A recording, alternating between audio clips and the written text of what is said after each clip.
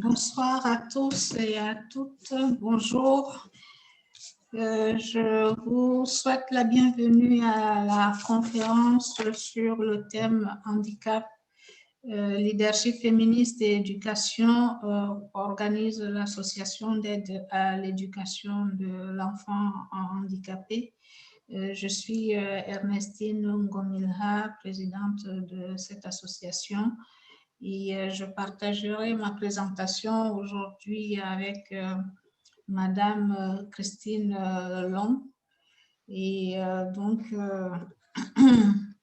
avant de rentrer dans le vif du sujet, je vous prierai de bien vouloir arrêter votre micro pour éviter des interférences. Et puis, je vous demanderai aussi, au cas où vous auriez des questions, d'attendre la fin des présentations ou bien de les inscrire dans la boîte discussion. Et à la fin, on prendra toutes les questions, on essaierait au mieux d'y répondre. Et donc, la conférence qui se tient aujourd'hui fait partie du projet Notre Voix que nous avons lancé en décembre de l'année dernière et que nous allons mettre en œuvre tout au long de cette année. Notre Voix, c'est un projet à 3 volets. Le premier volet, c'est la sensibilisation au handicap pour briser les tabous, et l'analyse, c'est dans l'intersection genre et handicap. Le deuxième volet, c'est donner la voix et amplifier les voix, donner la parole et amplifier les voix, c'est-à-dire récolter les paroles des filles, surtout des adolescentes en situation de handicap, recueillir ces voix, les analyser et puis porter leur message dans le cadre du forum Génération Égalité qui va se tenir cette année à Paris. Le troisième volet de ce projet, c'est inspirer, c'est-à-dire présenter des parcours des filles ou des femmes en situation de handicap qui peuvent servir de modèle ou qui peuvent donner envie de faire un certain nombre de choses à ces filles dans la vie. Donc, ce projet, en gros, il est le prolongement du cycle de conférences que nous avions eu l'année dernière et il s'inscrit dans le cadre du forum Génération Égalité. Et cette conférence aussi s'inscrit dans un contexte et un agenda international. Nous avons donc voulu profiter de Beijing plus 25. Vous savez, il y a 25 ans, il y avait eu une grande rencontre pour les droits et l'autonomisation des femmes, où 12 domaines d'action avaient été identifiés, parmi lesquels l'éducation. Donc, cette année, ce sera comme une revue de ce grand agenda pour voir les gaps, analyser les gaps, voir ce qu'il y a lieu de faire pour avancer la cause des femmes, les droits des femmes, l'autonomisation, pour plus d'autonomisation des femmes, et surtout la nouvelle feuille de route qui va être décrite devrait prendre en compte toute la gente féminine dans toutes ses composantes pour que personne ne reste sur le bord du chemin. Et donc, en décembre, ONU Femmes avait sorti un rapport qui est intitulé « Promouvoir le programme d'action de Beijing » et dans lequel il est fait une évaluation des avancées, mais aussi des gaps. Et parmi ces gaps, on cite la participation des femmes dans les sphères de prise de décision qui est encore assez insuffisante.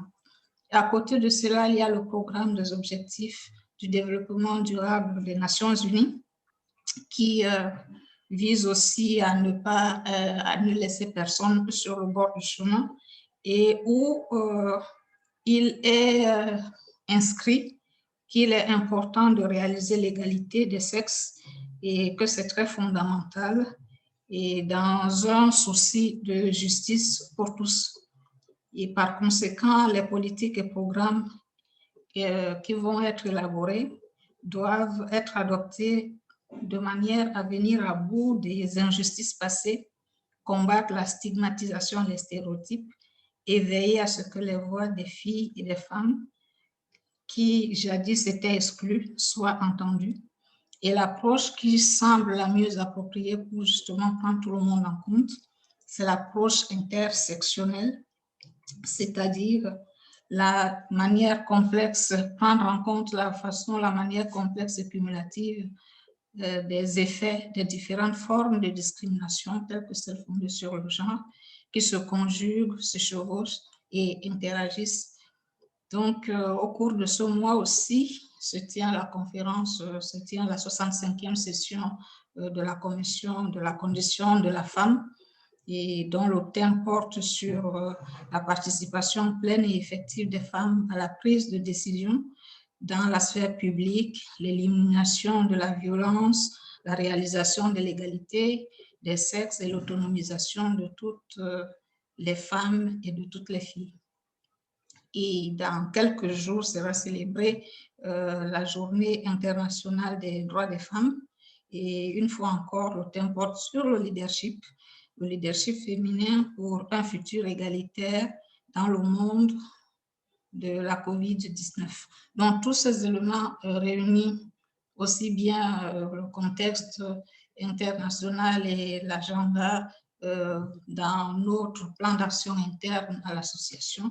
Donc, tous ces éléments nous ont poussés à porter une réflexion sur le leadership féministe, et puis en lien avec le handicap, et puis de réfléchir à la manière dont l'éducation pourrait contribuer à développer le leadership chez les filles ou bien les femmes, et permettre finalement que les femmes en situation de handicap soient présentes dans les sphères de prise de décision ou dans les sphères de pouvoir de manière générale.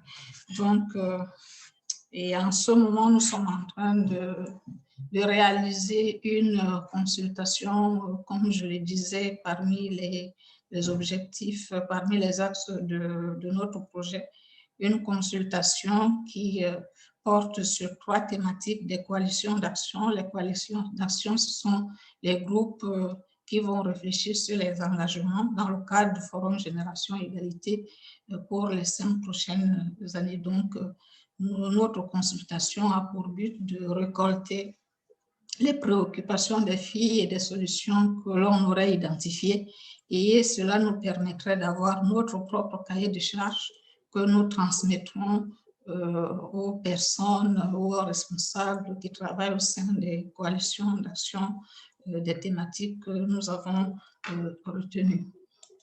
Donc, l'objectif principal de la conférence, ou les 2 objectifs, c'est présenter les enjeux, les freins aux barrières au leadership féministe ou féminin, et les leviers sur lesquels on pourrait agir afin de permettre l'accès à la participation citoyenne, ou à la représentation, ou à la représentativité dans les sphères de prise de décision ou même de pouvoir. L'autre objectif est de montrer le rôle de l'éducation dans le développement du leadership féministe en ce qui concerne les filles et les femmes en situation de handicap. Donc, pour aller plus loin, il serait intéressant de savoir d'abord de quoi on parle. Donc, le handicap, le leadership féministe, le leadership féminin, et finalement, tous ces vocables, qu'est-ce qu'il recoupe. Concernant le handicap, comme on le dit, on le répète tout le temps, c'est la rencontre d'une situation avec un environnement. Donc, c'est les limitations, et les limitations qui sont dues soit à des causes médicales ou bien à des causes innées ou alors à des accidents de la vie, pour faire plus simple et plus court. Et maintenant, le leadership, c'est quand on parle de ce mot, le plus souvent, on pense au rapport de force, on pense à l'influence, on pense à la domination, on pense à l'autoritarisme et on pense surtout au pouvoir et on fait référence au domaine de l'entreprise, par exemple. Et il y a différentes caractéristiques ou des valeurs qui sont associées au leadership. Il y a la masculinité, il y a le charisme qui est souvent associé au leadership. Et puis, il y a les rapports de force qui sont associés aussi au leadership. Et puis, il y a parfois la prédation dans le monde du travail. Et quand on analyse, on se dit parfois qu'il y a un leadership masculin et un leadership féminin. Et ce sont des variantes de leadership qui sont associées à la culture, aux stéréotypes ou à la socialisation genrée. C'est-à-dire quoi? Ça veut dire que les femmes, par exemple, on pense qu'elles ont de l'empathie et elles ont de la douceur. Et ce sont des personnes qui sont à l'écoute et ce sont les personnes qui sont plus souples dans leur manière de faire ou d'agir. Et les garçons, dans leur éducation, on leur apprend à être virils, on leur apprend à ne pas avoir peur, on leur apprend à prendre des risques et on leur apprend à être toujours très fort. Donc, cela va se traduire dans la manière de se positionner dans la vie de manière générale. Ça va se traduire aussi dans la manière d'approcher les gens et d'avoir les relations que l'on développe. Et ça va aussi se traduire dans la manière dont on fait des choix de vie et sur le plan de l'ambition et du développement de la carrière professionnelle. Ceci étant, quels sont les types de le leadership féministe par rapport à ces deux types de leadership dont je viens de parler se situe presque pas entre les deux, mais c'est une forme de leadership qui est inclusif, c'est-à-dire qui prend en compte les vulnérabilités et les inégalités accumulées par les personnes. Et c'est une forme de leadership qui ne se fonde pas forcément sur la domination, mais sur la construction, sur l'intelligence collective pour faire avancer les causes. Je prends par exemple la cause du climat. Et c'est je pense à cette jeune fille qui porte le flambeau depuis quelque temps. Elle a un leadership, mais ce n'est pas un leadership où elle est en concurrence ou bien elle démontre la force, mais elle utilise une force de conviction en s'appuyant, par exemple, sur les faits scientifiques et elle fait avancer une cause.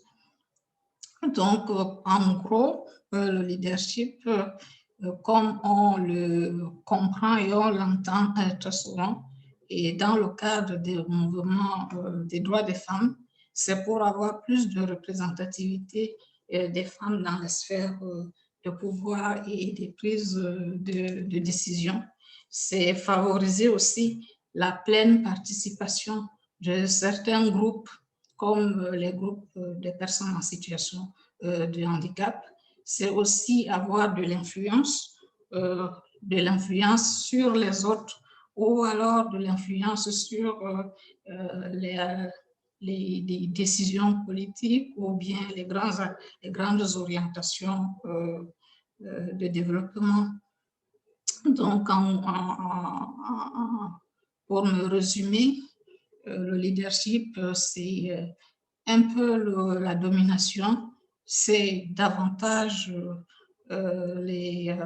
dans les sphères de pouvoir que l'on se trouve orienté quand on parle de leadership ou bien dans le monde des entreprises, mais aussi le leadership peut se décliner sous une forme douce, sous une forme pas de rapport de force, mais vers l'avancement de la cause en prenant en compte toutes les vulnérabilités, toutes les inégalités.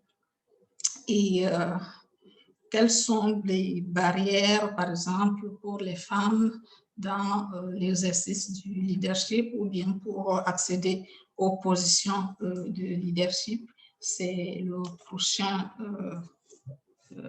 propos. Donc, on entend souvent parler de plafond de verre, c'est-à-dire que dans le monde du travail, on a parfois tendance à sous-estimer les capacités de réalisation et les compétences des femmes et elles se retrouvent à un moment donné de leur carrière bloquées à un certain niveau sans pouvoir avancer. Et c'est ce qu'on décrit comme le plafond de verre, donc comment dire, cette difficulté invisible qui se dresse à elles et qui les empêche de progresser. Et il y a aussi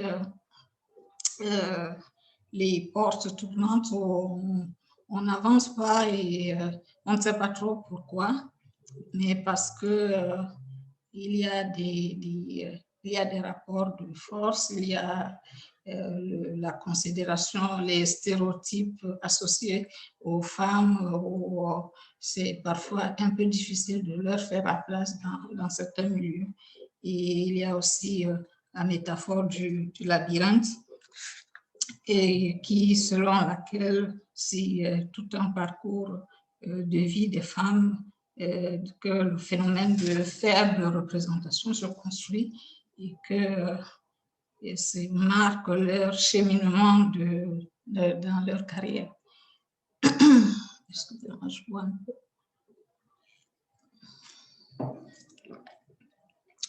Enfin, j'ai repéré le validisme.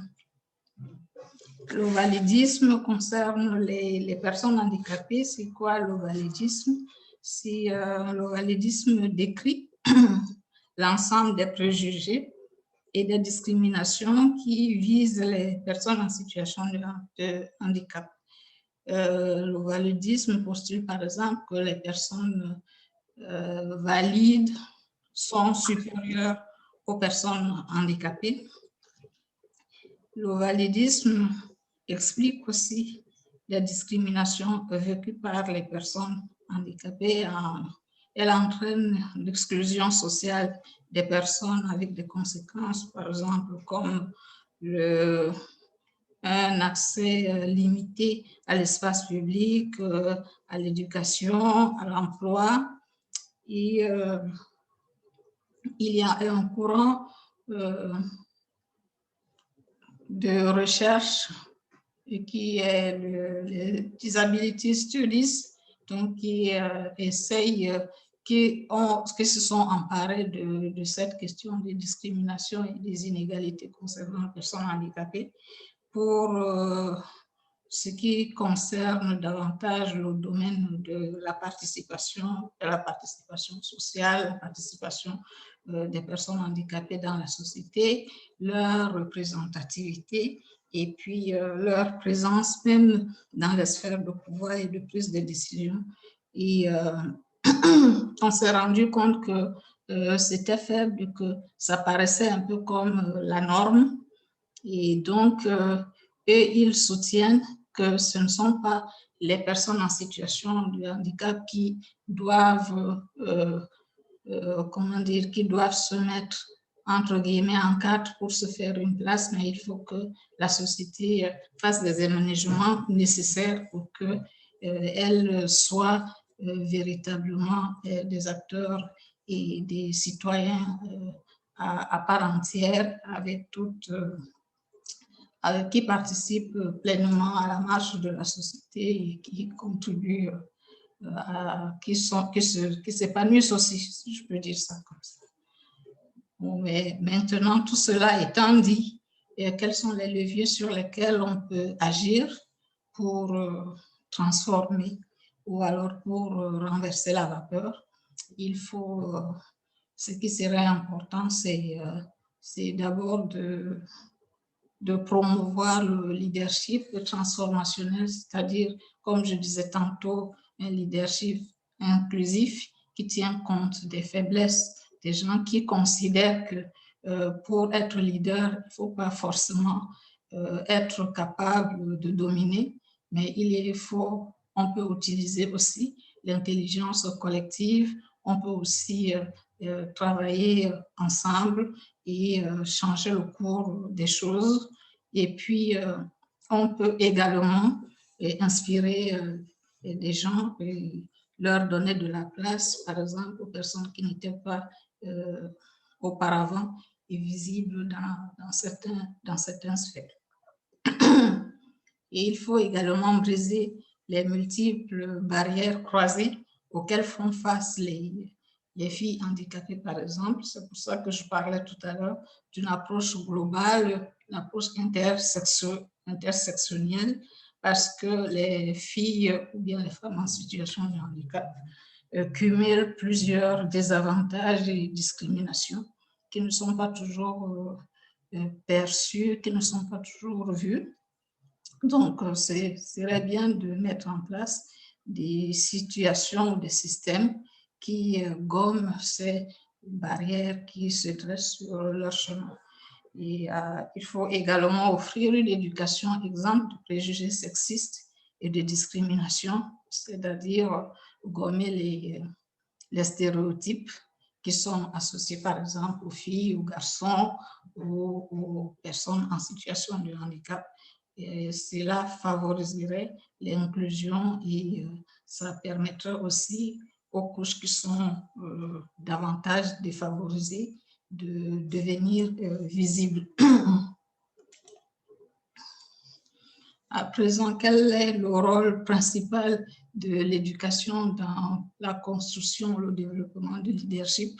Donc, au sein des systèmes d'éducation, il serait important de doter les filles handicapées de compétences nécessaires pour aboutir à un changement systémique, c'est-à-dire que l'on soit en mesure de comprendre que les filles handicapées aussi sont comme des autres personnes qu'elles subissent les discriminations ou les stéréotypes, comment dire, les préjugés stéréotypiques fondés sur le sexe. Et les compétences leur permettraient, par exemple, de développer leur estime de soi. Ça leur permettrait d'avoir une affirmation d'elles-mêmes. Et il faut donner aux filles handicapées les moyens de réaliser leur potentiel en tant que leader. Par exemple, déjà, les aider, pas les aider, mais leur permettre de participer au conseil, au processus décisionnel qui sont dans les structures qui existent dans leur établissement scolaire, par exemple, et participer à la gouvernance scolaire, leur donner des responsabilités, leur permettre de prendre la parole en public, de faire des propositions de solutions à des situations qui peuvent se présenter, leur offrir aussi des opportunités d'engagement civique et garantir une éducation de qualité dotée de ressources suffisantes pour leur permettre d'acquérir aussi bien les connaissances que les compétences suffisantes. Et enfin, il faut leur présenter des modèles qui puissent les inspirer. Par exemple, dans les manuels scolaires, je ne sais pas s'il y a des personnes en situation de handicap qui y figurent souvent. Est-ce que dans les récits des contes d'enfants, est-ce qu'on parle souvent de personnes handicapées?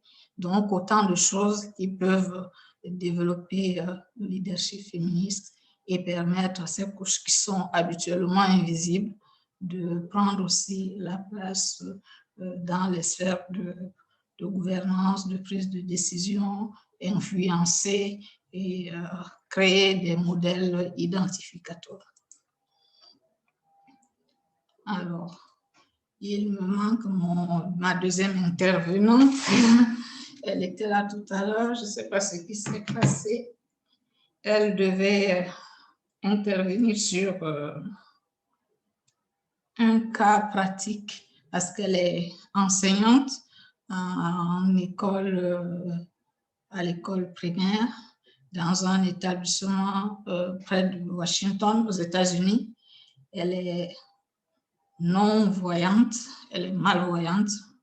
Et puis, elle a écrit, elle est en train d'écrire un livre qui va être publié bientôt sur justement les représentations des personnes en situation de handicap. Et puis, elle est très intéressée par l'inclusion des personnes handicapées. Et, voilà. Christine, c'est toi qui as la parole. Tout le monde peut m'entendre? Oui, on t'entend très bien. Parce que parfois ça marche, parfois ça marche pas. Bonsoir et bonjour. Merci pour l'introduction, Ernestine. En fait, oui, j'ai eu l'avantage de travailler, enfin, déjà d'être élève et étudiante dans des écoles et des universités intégrées. Et puis ensuite, d'être enseignante et bibliothécaire dans une école primaire à Washington. Et d'ailleurs, cette école est très, très diverse dans, pas les handicaps physiques, mais plutôt handicap intellectuel, mais surtout la diversité niveau culturel et couleur de peau. Parce qu'aux États-Unis, d'ailleurs dans le monde entier, je pense, en ce moment, la justice sociale, c'est un grand sujet.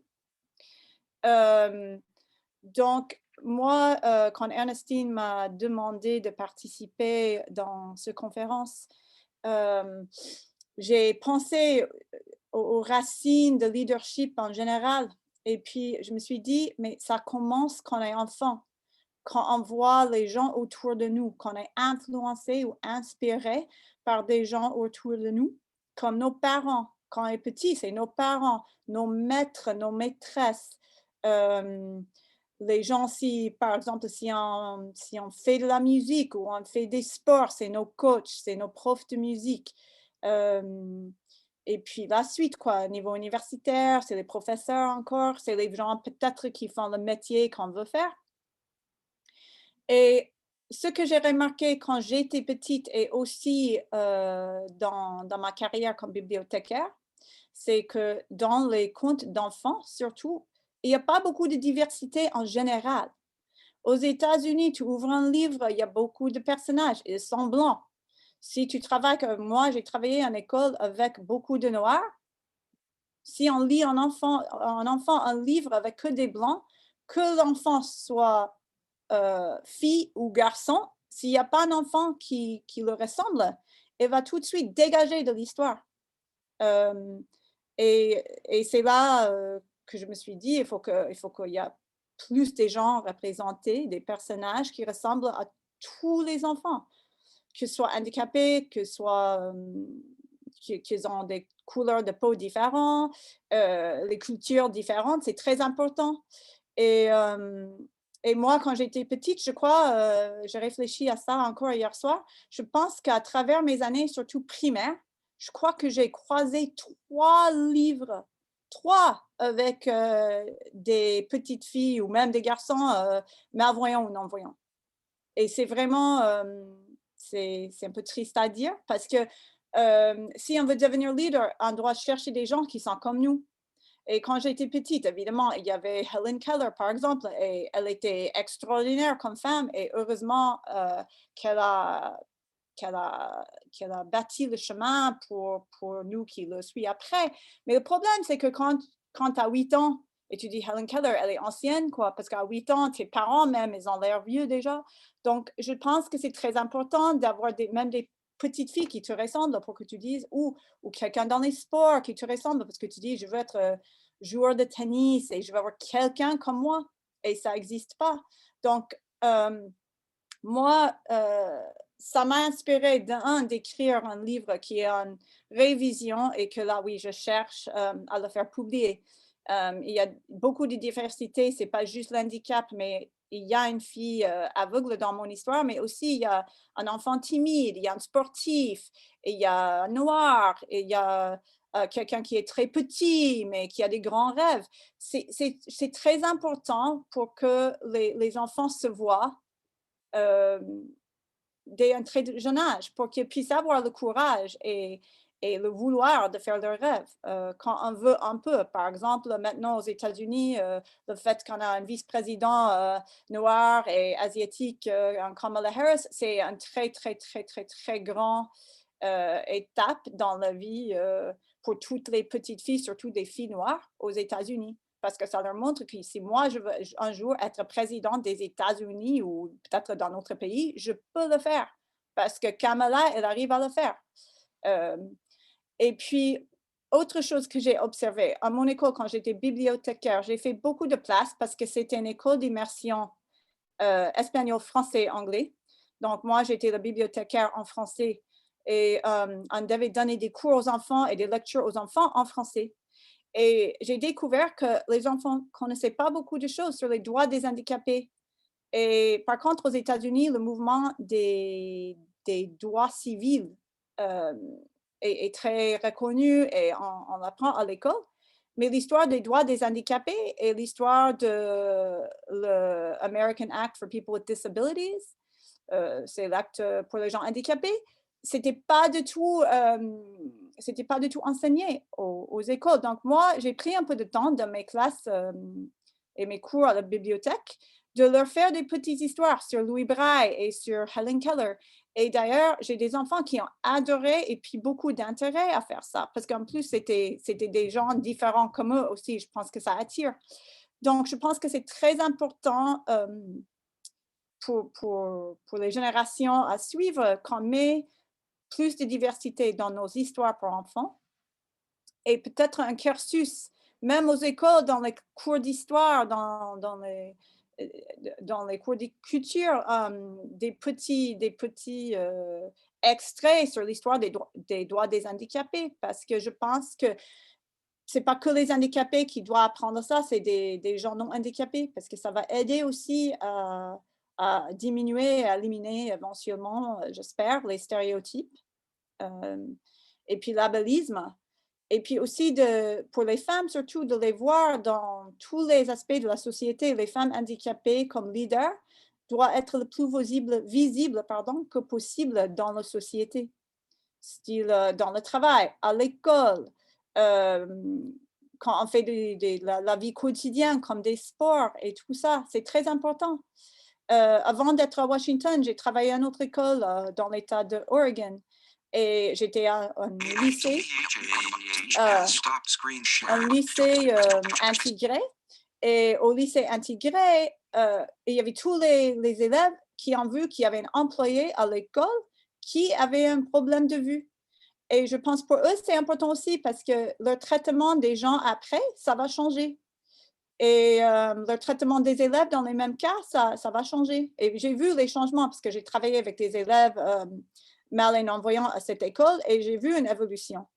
Aussi pour mes collègues qui étaient tous voyants, pas d'handicap physique, je crois que ça change les avis, ça change les stéréotypes, ça montre qu'on a la même capacité. C'est peut-être on fait un peu autrement, on utilise des synthèses vocaux, on utilise une canne blanche, mais à la fin de la journée, si on arrive à faire le même travail, tout le monde est égal à ce niveau-là. Et même récemment, pendant la pandémie, comme adulte, ça peut jouer aussi. Moi, comme passe-temps, je fais de la danse classique. Et j'ai commencé à 16 ans, parce qu'avant l'âge de 16 ans, je n'ai pas trouvé un professeur qui était partant à travailler avec moi. avec l'handicap. Et du coup, j'ai rencontré une danseuse professionnelle qui est aveugle non de naissance, mais elle a perdu la vue à fur et à mesure dans sa vie. Et elle a fait des spectacles et tout ça, mais elle voyait qu'il n'y avait pas de programme pour des adultes, surtout non et malvoyants. Et maintenant, elle a créé un programme pour adultes mal et non-voyants pour faire de la danse classique, parce qu'elle trouve que c'est très important. Et puis, vraiment, j'adore tous mes profs qui voient. D'ailleurs, j'ai une qui est toujours dans ma vie comme mentor. Mais il y a quelque chose d'extraordinaire quand tu découvres quelqu'un qui partage ton handicap, qui fait la même chose que toi et comprend exactement tes problèmes en mouvement parce qu'elle a le même problème. Et donc, il y a quelque chose d'invisible qui est compris, qu'il ne faut même pas expliquer. Et je trouve ça extraordinaire. Donc, même à tout niveau de nos vies, ça peut avoir des influences et des inspirations pour continuer à motiver. Donc, je pense que tout ça, ça peut éventuellement, si on arrive à avoir plus de leaders plus visibles, ça peut diminuer éventuellement le labellisme et les stéréotypes. Et éventuellement, peut-être on va tout réaliser qu'on peut tous être dans le même, sur la même planète, quoi. Parce que parfois, en ce moment, on pense qu'il y a plusieurs planètes là qui sont en train de vivre sur le même sol. Donc, voilà, je pense que c'est à peu près tout ce que je voulais dire. C'est l'essentiel. Et merci de votre écoute. Merci beaucoup, Christine. Tu sais dire mieux que moi. J'ai toujours apprécié tes talents d'oratrice. Oh, merci beaucoup. Et donc, voilà, je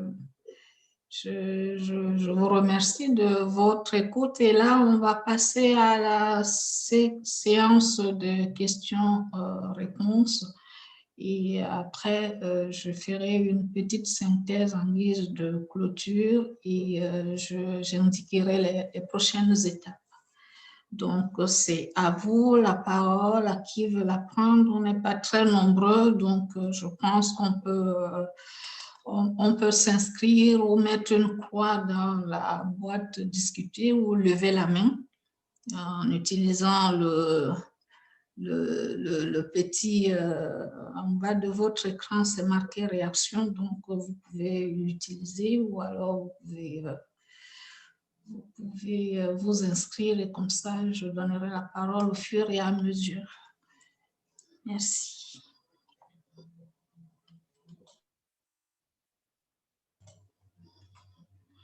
Pas de commentaires.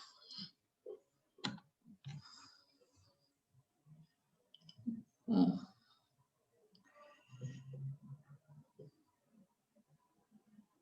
Pas de questions. Ok, donc je vais passer alors au mot de fin peut-être.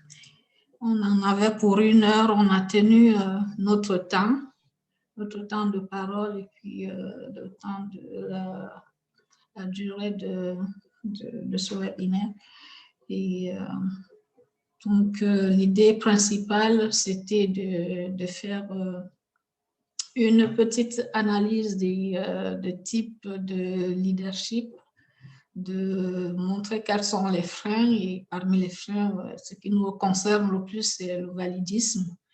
Et à partir des expériences, de l'expérience de Christine et puis de ce que peut apporter l'éducation, nous comprenons qu'il est important de permettre à toutes les couches sociales d'être visibles d'abord et puis de pouvoir avoir voix au chapitre.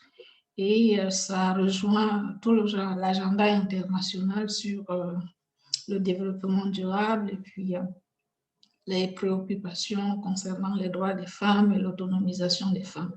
Si on veut avoir une prospérité, il faut permettre à toutes les composantes de la société de pouvoir participer, de pouvoir s'épanouir et surtout de pouvoir apporter leur contribution et de briser un certain nombre de tabous et aider à la compréhension d'une seule humanité, une humanité qui nous rassemble et qui est notre dénominateur commun. Donc, je vais passer la parole à Marion qui souhaite poser une question. Marion, c'est à vous. Oui, est-ce que vous m'entendez? Ah, On vous en fait, entend. Ah, super.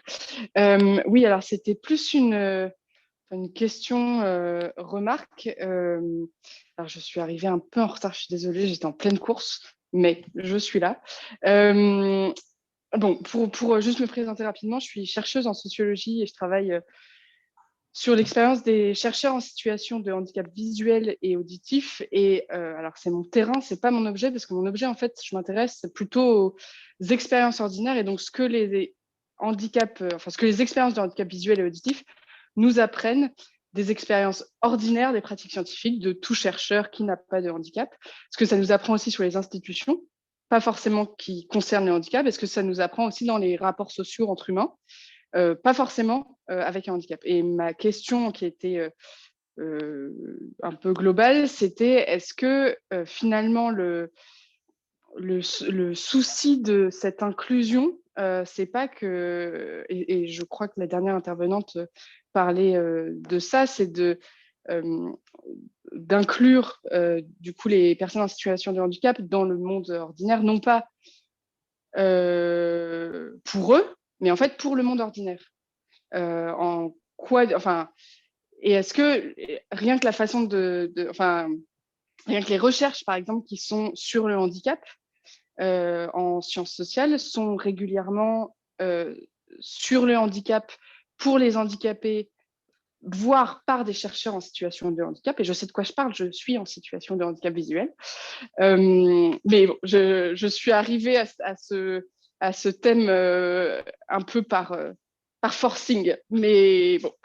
Et en fait, c'est un peu le souci, c'est qu'en fait, les expériences des chercheurs en situation, ou les expériences des personnes en situation de handicap, elles nous apprennent des choses sur les expériences ordinaires, en fait. Et il me semble, en tout cas dans la sphère publique, que très souvent, ça n'est pas tellement développé. Et notamment, vous en parliez un tout petit peu dans votre intervention. Alors, je ne sais pas si le mot a été utilisé sur le savoir expérientiel, mais je pensais les personnes en situation de handicap, quels qu'ils soient d'ailleurs, souvent ont des auxiliaires de vie ou de travail. Et vous parliez de leadership, et en fait, c'est du management. Quand un chercheur en situation de handicap a je sais qu'aux États-Unis, ça se fait, en France, c'est plus rare, mais à 6 auxiliaires de travail à devoir gérer, c'est du management. Et tout ça, c'est des compétences qu'il développe au fil de son expérience d'handicapé et qui est souvent assez peu valorisée, où en fait, c'est des managers. Enfin, je pense aussi à un collègue qui est en situation de handicap moteur lourd, qui a la maladie de la myopathie et qui, effectivement, gère au quotidien 8 personnes autour de lui. Et donc, vous multipliez par 7 jours. Et ça, dans le travail, Et en fait, toutes ces compétences, elles sont souvent très peu retenues dans le monde ordinaire.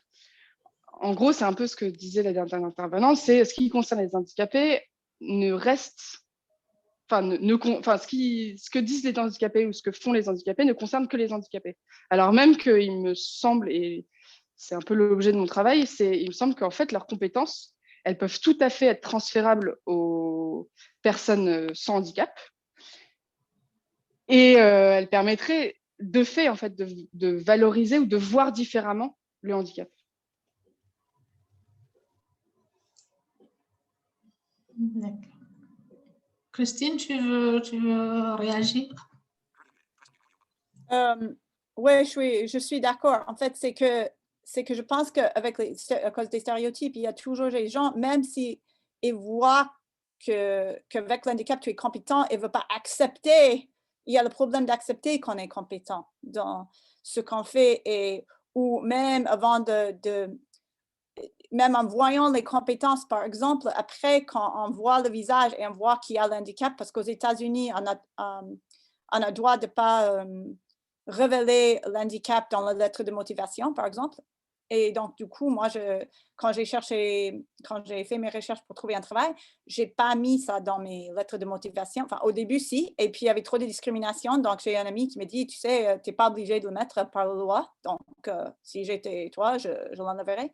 Mais c'est ça le problème. Quand on te voit en personne, même si on a le papier et tout devant, disant, OK, elle a toutes les mêmes compétences, je l'entretiens parce que j'ai vu ses compétences. Après, c'est en personne où les gens, avec leurs stéréotypes, en fait, ça fait le conflit que, oh wow, elle a un problème de vue, donc peut-être les compétences, ça ne va pas aller avec le problème de vue. Donc, en fait, on sépare ces deux choses-là et ça ne doit pas être séparé. Ça doit être que moi, si j'étais compétente pour être enseignante et j'ai le meilleur pour la position, il n'y a aucune raison. Mais le jugement sur l'handicap, c'est fort encore. Il y a une division, en fait. Donc, je ne sais pas si c'est ça que vous voulez dire, mais c'est exactement ça. C'est pour ça qu'on est toujours traité un peu comme des extraterrestres.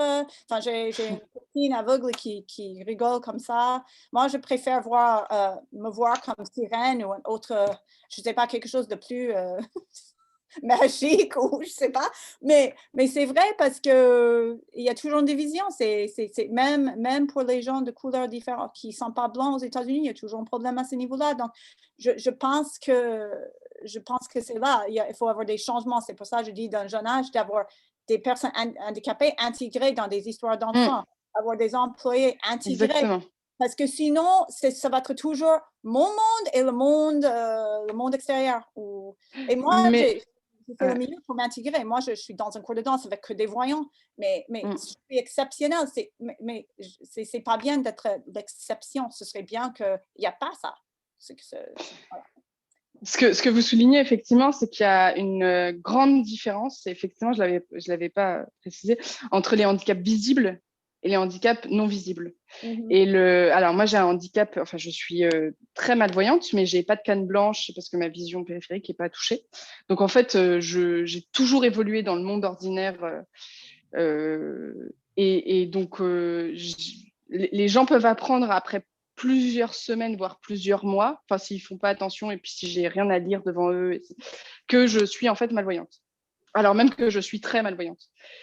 Et en revanche, alors du coup, j'ai une question plus précise, c'est comment faire dans les situations, parce que du coup, moi, on va me dire, bah, ouais, mais t'es pas vraiment malvoyante parce que t'as pas une canne blanche et t'as pas les lunettes noires. Et en gros, le cliché de l'aveugle, qui n'est pas qu'un cliché, parce que évidemment qu'il y a plein de non-voyants et de malvoyants qui ont besoin d'une canne blanche. Mais alors, comment dans les histoires, je suis complètement d'accord avec vous sur les histoires et la représentation des personnes en situation de handicap, quel qu'il soit, dans les histoires. Mais alors, comment faire pour justement, et comment peut-être vous faites aussi, pour justement ne pas rentrer, enfin, essayer de montrer une sorte de diversité même au sein des handicaps, avec des handicaps visibles et invisibles. Et je sais pas si... En fait, je pense pour enfants, enfin, de ce que j'ai fait dans ce qui concerne mon histoire, je vais faire comme exemple. Et puis d'ailleurs, j'ai eu une très bonne amie à moi qui est aveugle qui a lu et elle m'a dit, la première chose qu'elle m'a dit, après avoir dit que pendant la pandémie, les vélos lui manquent parce que c'est une histoire avec un vélo, parce qu'il y a un groupe de nous qui font du tandem, mais elle m'a dit, j'aime bien que tu as une fille handicapée dans ton histoire, tu as une fille aveugle, mais tu n'insistes pas sur son handicap. En fait, c'est ça. C'est que, voilà quoi, enfin, je dois trouver quelqu'un pour illustrer, donc je n'ai pas encore fait ça. Exactement. Mais du coup, dans les descriptions, je dis qu'elle est aveugle parce que elle et sa meilleure copine font du tandem. Donc, j'ai expliqué le tandem. Donc, c'est en fait aussi pour éduquer aux enfants qu'il y a des bicyclettes faites pour deux. Ça ne veut pas dire que tu dois être handicapé pour faire du tandem, mais c'est que tu peux être handicapé et en faire. Donc, du coup, c'était que oui, ces deux filles-là, elles font du tandem et il y a une qui ne voit pas. Donc, du coup, c'est pour ça qu'elle est assise derrière. Enfin, c'est plutôt ça, c'est expliquer le vélo. Mais Et comme ça, et puis le reste de l'histoire, il n'y avait pas d'insistance parce que l'histoire raconte une histoire, et puis c'est imaginaire. Donc mais ça, c'est encore plus important parce que les enfants, ils ont de l'imagination, mais tu peux avoir le réel dans l'imaginaire. Je crois aussi, il faut dire ça parce que je pense qu'il y a beaucoup d'auteurs qui disent, OK, si j'écris pas sur si j'ai pas des humains, je peux pas avoir des créatures qui aussi ressemblent aux enfants, mais tu peux faire ça. Moi, c'est une histoire sur une sirène qui veut faire du vélo parce qu'elle a vu en nageant sur un pont, ces deux filles faisaient du vélo. Enfin, donc, la base de mon histoire, c'est que quand on veut un peu, parce qu'une sirène dans l'océan qui n'a pas de jambes, comment est-ce qu'elle peut faire du vélo? Donc, mais j'ai un athlète, j'ai un baleine dans l'histoire qui est un athlète, qui est des joueurs de foot. J'ai une fille qui n'aime pas ses cheveux. J'ai un pieuvre qui est timide. Donc, il y a des moyens de montrer ça sans que ce soit la diversité dans mon histoire, c'était pas l'insistance. C'est en fait le fait qu'ils sont ordinaires. C'est que, OK, moi, je ne veux pas lever la main et répondre au maître parce que j'ai peur. Je suis trop timide, j'aime pas ça. Mais je connais la réponse. Donc, est-ce que je peux lever la main? Donc, c'est plutôt la bataille intérieure parce que tous les enfants veulent s'intégrer, que ce soit handicapé ou non. On veut juste être comme tout le monde. C'est tout. Moi, pendant toute ma vie, j'ai essayé de faire comme ça. C'est que en prenant la sagesse que maintenant je cherche maintenant à faire des progrès parce que je vois qu'on a encore du progrès. Moi, j'ai eu beaucoup de succès à ce que je faisais, mais je vois qu'il y a toujours beaucoup de chemin à faire et il faut des gens, justement, qui ont déjà fait ce chemin pour aider à faire le progrès. Sinon, on ne va pas progresser. Et en même temps, c'est assez paradoxal parce que, alors, enfin, j'ai très hâte de lire votre livre parce que je trouve ça génial en fait. Quelqu'un pour publier, c'est compliqué donc. Oui, c'est vrai. Le monde de l'édition est un autre problème. Oui. Mais effectivement, je pense que la clé est là en fait, que le fait que la petite fille soit aveugle ne soit que juste une information. C'est au fait, by the way, et hop, on passe à autre chose. Et je pense que c'est souvent en fait bon, c'est très bien parce que ça me permet de déconstruire ce que je pensais. C'est que c'était justement très basé sur la diversité, le fait que la personne enfin que la petite fille est aveugle et que l'histoire soit là-dessus. Et en fait, c'est effectivement, vous avez raison, c'est beaucoup plus intéressant que ce soit juste un indicateur, enfin juste, voilà, comme le fait qu'elle soit brune, qu'elle soit blanche, qu'elle soit avec une mère qui est institutrice, enfin j'en sais rien. Mais alors du coup, c'était plus ça, je rebondis. Pardon, je me permets mais si quelqu'un veut poser une question, j'arrête de parler. Mais c'est du coup le souci, en fait, c'est qu'effectivement, vous avez raison, il manque de personnes publiques qui, dans la sphère publique, qui a cette place en situation de handicap, etc. Le souci, c'est que ces mêmes personnes, en fait, si elles deviennent médiatiques ou publiques, et donc effectivement, elles peuvent aider une personne, enfin, vous pourriez médiatiser votre histoire et vous pourriez devenir un modèle pour plein de jeunes filles et de jeunes garçons aussi, qui voudraient devenir écrivains, bibliothécaires, etc., en situation de handicap visuel. Le souci, c'est que la médiatisation va nécessiter de focaliser l'attention sur votre handicap visuel, quoi. Enfin, et oui, en fait, encore ça parce que je me suis déjà j'allais pas. Enfin, c'est vrai que j'ai pas pensé que ça pouvait devenir un grand livre où je vais me trouver médiatisée à ce point où je dois révéler mon handicap. Parce que moi, tu me suis dit, si jamais j'arrive à faire publier déjà. Donc déjà, ce serait bien. Je suis pas là. Alors, donc, je parle de vous, ou d'autres, enfin d'autres, d'autres personnes. Parce que c'est vrai, je vois. Vous voyez ce que je veux dire? Oui, parce qu'après, ça va être juste insister sur le fait que, en fait, c'est ce qu'on appelle aux États-Unis le disability porn, où on dit, OK. Vous avez créé une histoire et vous êtes handicapé. Ouais. Incroyable, quoi. C'est ça que vous voulez dire? Ouais. C'est exactement ça. Ouais. Et en même temps, bah, On a oui, du déjà coup, ce ça problème. permettrait. Les Américains, vous êtes géniaux, vous avez toujours un concept en avance sur les Français. Je ne connaissais pas celui-ci. Mais effectivement, c'est exactement ça. Et je peux comprendre, je peux comprendre que du coup, les personnes qui sont en situation, parce qu'il y en a, hein, enfin, en vrai, quand on creuse, il y a beaucoup de personnes en situation de handicap visuel, en tout cas, pour ceux que je connais, qui ont réussi et qui ont réussi des choses extraordinaires et qui mériteraient d'être médiatisées justement pour les personnes dont vous parlez, enfin, les enfants dont vous parlez, qui pourraient se dire, ah, mais je ne me reconnais pas dans la sphère médiatique, sauf qu'en fait, bah, c'est hyper violent d'être dans la sphère médiatique à un moment donné. Juste rappeler au fait que c'est du disability porn. C'est exactement ce que vous dites. Ouais. Oui, mais il y a un problème quand il n'y a pas ça dans les histoires. Il y a déjà ça dans la vie ordinaire. Moi, je fais de la danse et la première fois que j'ai pris un cours à Washington, le prof est venu me dire à la fin, « Ah oui, vraiment, vous êtes extraordinaire parce que vous faites de la danse. » Vous pouvez me dire ça aujourd'hui, mais dis ça jamais de nouveau dans la vie où je ne reprendrai jamais votre classe. Elle me dit, mais pourquoi? Parce que je voulais juste être honnête. Oui, mais vous n'allez pas dire ça à personne d'autre dans cette classe quand est en train de partir. C'est juste, moi, je veux danser comme tout le monde danse. Et le fait, mon niveau de danse, c'est pas extraordinaire. Donc, c'est pour ça que je vous dis, si c'était quelqu'un d'autre, vous n'aurez jamais dit ça. Parce que exactement.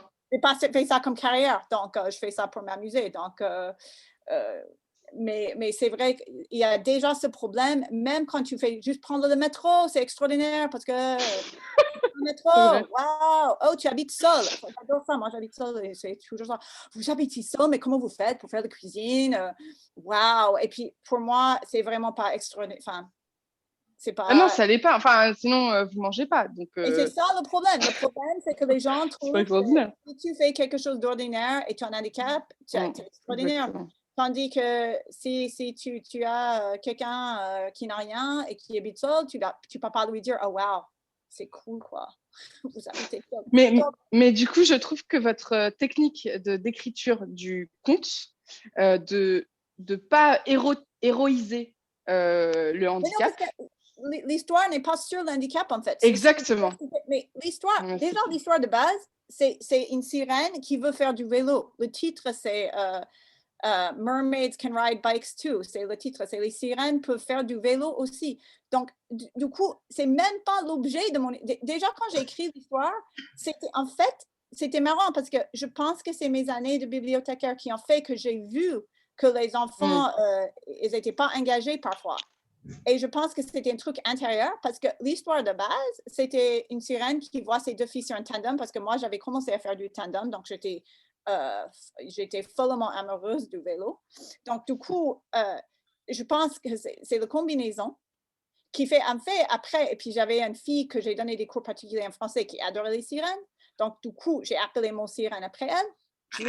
Elle est mixte, et donc, du coup, ma sirène, elle va être mixte parce que elle est inspirée par l'élève parce que l'élève adorait les sirènes, non parce qu'elle est mixte, mais parce qu'elle adorait les sirènes. Mais après, je dis, écoute, je vais nommer mon sirène après toi, donc comment tu veux que la sirène est?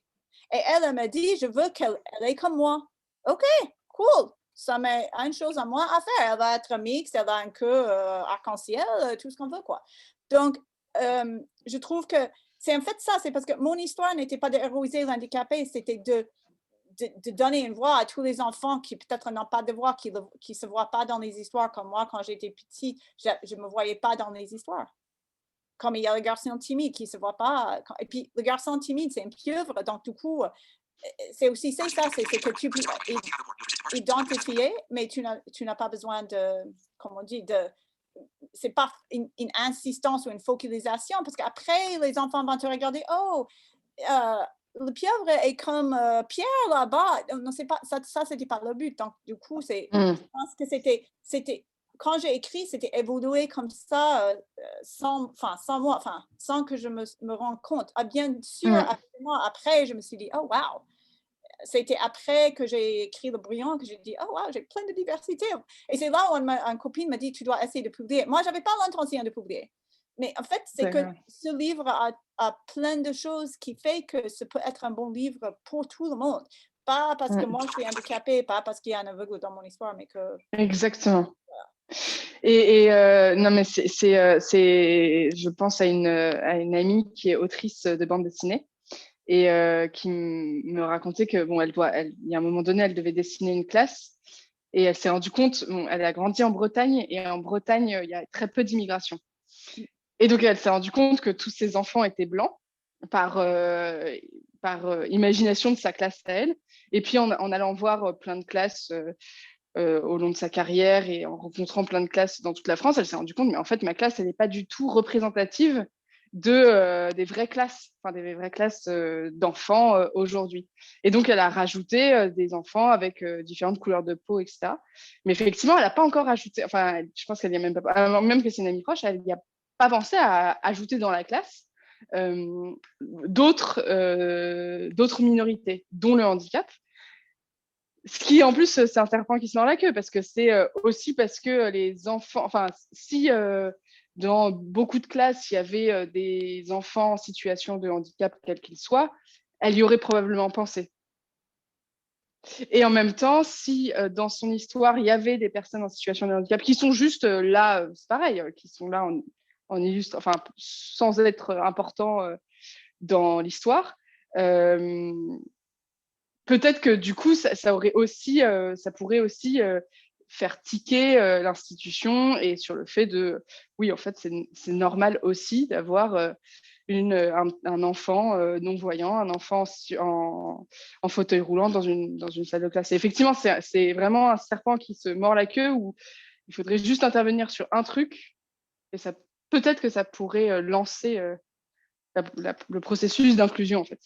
Oui, en fait, c'est juste ça, c'est plutôt pour normaliser, c'est pas pour nécessairement médiatiser, mais quand on voit pas, comme il y a tous les stéréotypes, dès un jeune âge, on peut penser, OK, il y a personne qui fait leader, il y a pas un footballeur qui a un handicap, donc moi, je peux pas être footballeur parce que moi, j'ai un problème de mobilité. Donc, je pense que vraiment, c'est à ce niveau-là, c'est juste que plus tard, ce serait bien que ce soit juste un livre comme ça, quoi. OK, tout le monde est dans... Voilà, c'est juste avoir tout le monde représenté parce qu'il y a plein de gens sur la planète qui sont comme ça, c'est tout. Exactement. Non, mais merci beaucoup, du coup, pour... je comprends beaucoup mieux votre... merci infiniment. Si jamais vous avez besoin de plus de renseignements, vous avez d'autres questions, je donne permission à Ernestine de vous donner mon adresse mail, si jamais. Parfait, merci beaucoup. C'est très intéressant cet échange, ça me permet de rebondir sur la question de l'inclusion, justement, parce que on le dit, mais dans la réalité, ce n'est pas toujours cela et on a toujours tendance à penser que c'est pour des raisons politiques ou alors on le fait parce que c'est une question morale. Mais en réalité, il apparaît, comme Christine le disait tout à l'heure, même avec des compétences élevées, avec des qualifications élevées, on a parfois tendance à se rendre compte que les personnes en situation de handicap, on les infantilise et on ne croit pas beaucoup à leurs compétences et à leurs qualifications. Et c'est bien dommage.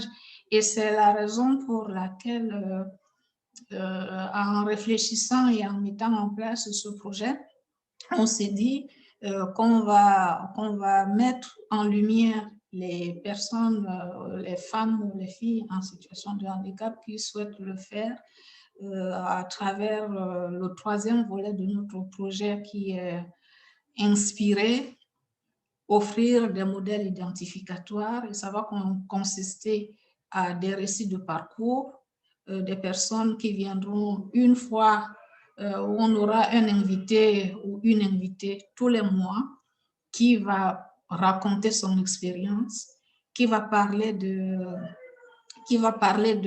son parcours, de son vécu, pas de son vécu, mais son histoire pourrait peut-être donner de la force aux parents en situation de handicap, parce que notre objectif aussi, c'est faire de la sensibilisation, permettre à d'autres personnes de comprendre qu'il y a un possible qui existe, et ça va motiver les autres enfants ou les autres parents qui pensent que leur enfant, c'est une personne perdue ou une personne sur qui on ne peut pas compter, de justement investir pour qu'il trace son chemin et puis pour qu'il arrive quelque part. Donc, la prochaine étape, ce sera les récits de parcours, comme j'ai dit. Et c'est Christine qui va revenir parce qu'elle elle s'est montrée très volontaire et très engagée sur ce projet-là. Donc, je lui ai dit... je lui ai demandé si elle était disponible au mois d'avril pour continuer à nous raconter l'histoire qu'elle a commencée aujourd'hui. Et au mois de juin ou au mois de mai, il y aura une autre personne. Donc, tous les mois ou tous les 2 mois, il y aura une personne qui viendra parler de son parcours.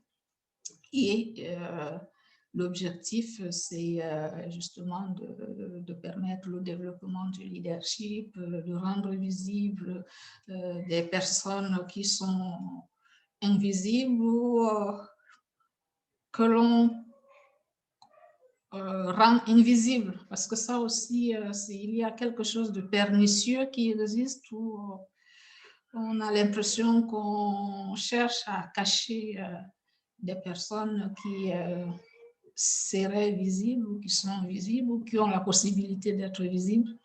Donc, on va le faire à partir du mois prochain et je me réjouis de voir qu'il y a eu un intérêt à cette visioconférence d'aujourd'hui.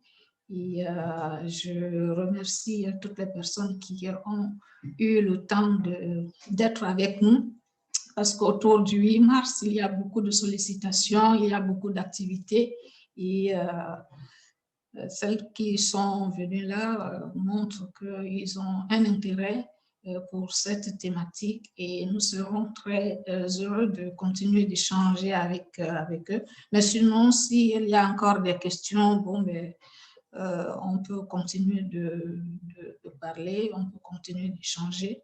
Mais je vous promets que le 14 avril à 17h, nous serons avec Christine et je serai là pour animer, modérer.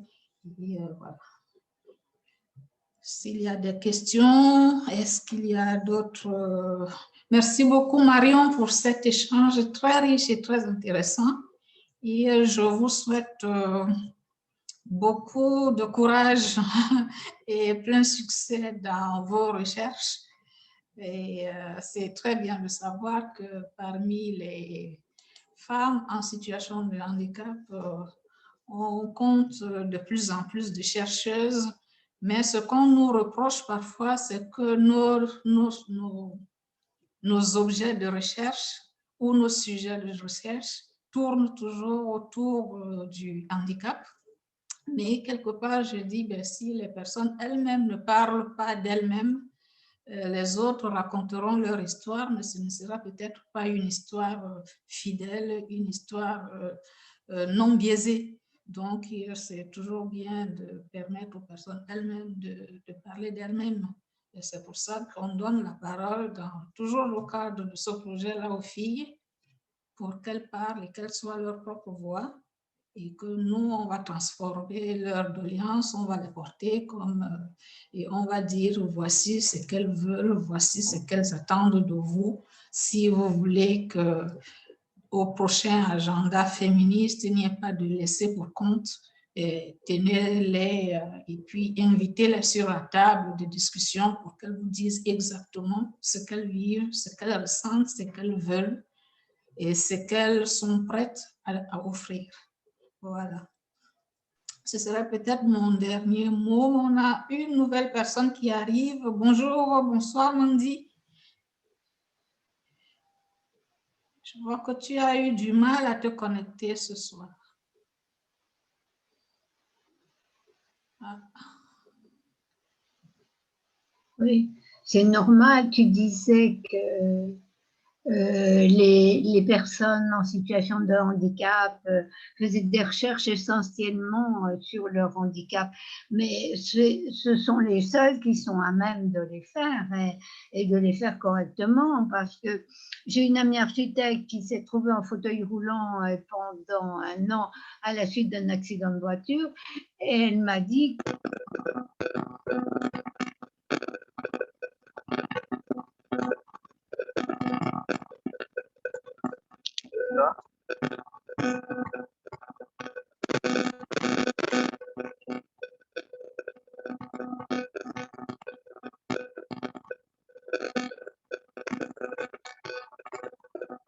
Bonsoir, vous êtes là?